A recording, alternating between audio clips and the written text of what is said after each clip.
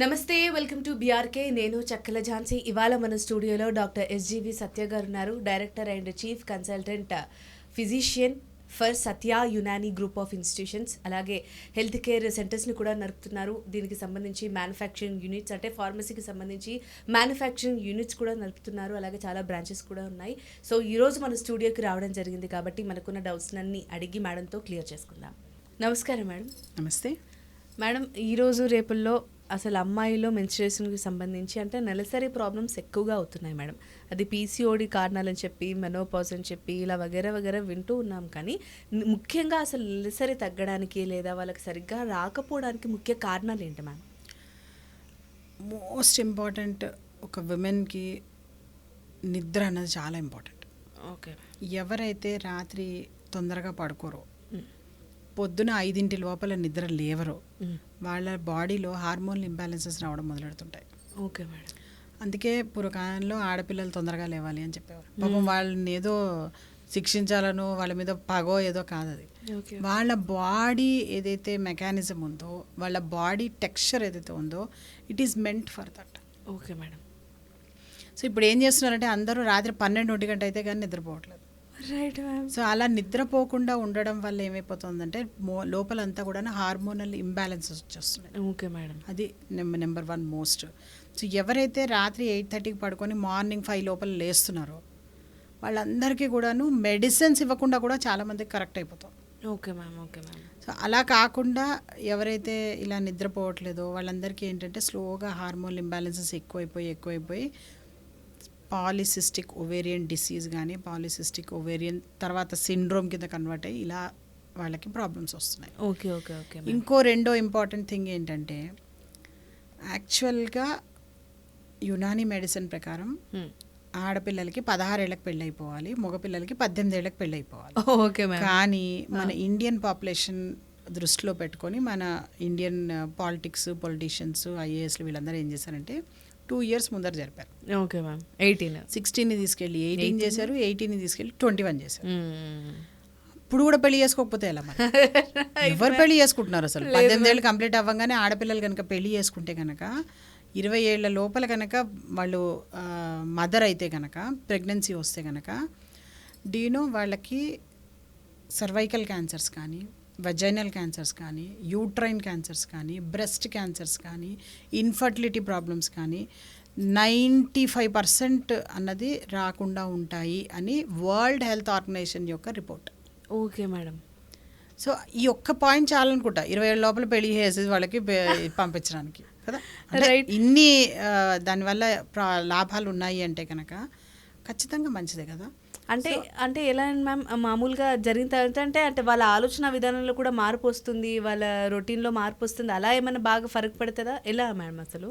అన్ని రకాలుగా డిఫరెన్స్ ఉంటుంది. Okay madam. నాట్ ఓన్లీ నిద్ర ఒకటి మొదలుకొని వీళ్ళు తొందరగా మ్యారేజ్ చేసుకున్నందువల్ల కూడా ఇప్పుడు మనిషికి ఫుడ్ ఎంత ఇంపార్టెంటో, తర్వాత వాటర్ ఎంత ఇంపార్టెంటో, షెల్టర్ ఎంత ఇంపార్టెంటో, క్లోదింగ్ ఎంత ఇంపార్టెంటో, అట్ ద సేమ్ టైం అది జగమెరిగిన ఫ్యాక్ట్, అది సెక్స్ కూడా అంతే ఇంపార్టెంట్.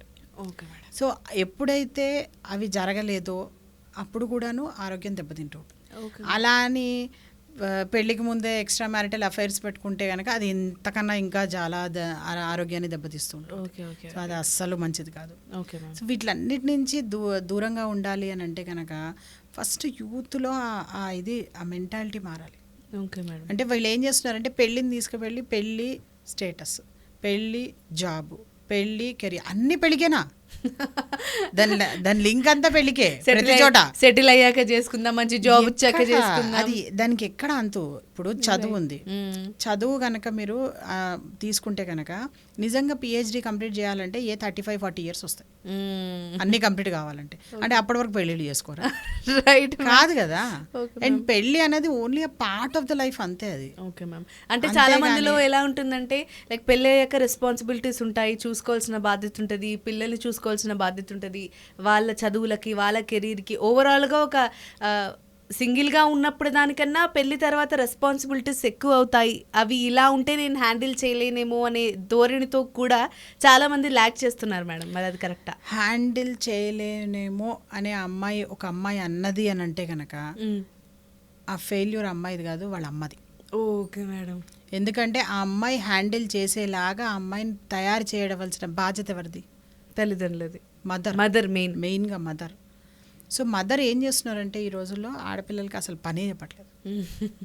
Okay madam. అస్సలు పని చెప్పకపోని ఈ అమ్మాయిని ఒక్కసారిగా 25-30 ఏళ్ళ తర్వాత పెళ్లి చేసిన తర్వాత కూడా అమ్మాయి వెళ్ళిన తర్వాత చేసే హ్యాండిల్ ఎప్పటికీ రాదు. అలా అంటే ఓకే. బాధ్యత తీసుకోవడానికి అందరికి కష్టంగానే ఉంటుంది రైట్ మ్యామ్. కదా. కానీ అది నేర్చుకోవాలి వాళ్ళు ఖచ్చితంగా, వాళ్ళకి అలవాటు చేయాలి. వాళ్ళకి ఓకే. పనులు అవన్నీ అలవాటు చేసి బాధ్యత ఇవన్నీ చేస్తే కనుక తప్పదు కదా, బాధ్యతలు కంపల్సరీ నిర్వర్తించాల్సిందే. మేల్స్ విషయాల్లోకి వస్తే ఎవరైనా అంతే, తేడా ఏం లేదు. Okay ma'am. ఇప్పుడు ఎలా అయితే ఆడపిల్లలకి పీసీఓడి ప్రాబ్లమ్స్ ఉంటున్నాయో మగవాళ్ళకి కూడా అలాగే ఇన్ఫర్టిలిటీ ప్రాబ్లమ్స్ ఉంటున్నాయి. మీరేం లేవనుకుంటున్నారా? ఇంకా ఎక్కువ ఉన్నాయి వాళ్ళకి, వీళ్ళకన్నా కూడాను. ఓకే. సెన్సెస్ తీస్తే కనుక ఆడపిల్లలు ఇంకా బెటర్.